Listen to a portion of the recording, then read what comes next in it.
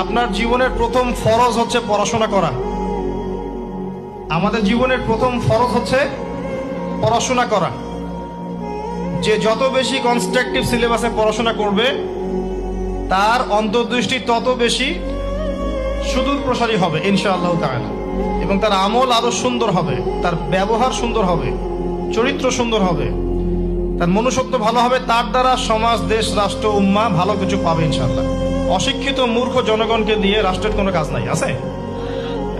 তবে শিক্ষাটা হতে হবে এমন জ্ঞান, ইকরা বিসমি রাব্বিকাল্লাযী খালাক, পড়ুন আপনার সেই রবের নামে যিনি আপনাকে সৃষ্টি করেছেন। যে জ্ঞান আপনাকে আপনার স্রষ্টা, ওদের ভাষা ব্যবহার করে বলছি, আপনার ইলাহ আল্লাহর দিকে নিয়ে যাবে, সেটাই প্রকৃত জ্ঞান। যে জ্ঞানটা আপনাকে আল্লাহ থেকে দূরে সরাচ্ছে দিন দিন, এটা জ্ঞান নয়, এটা জাহিলিয়াত। আমি কি বুঝাতে পারছি?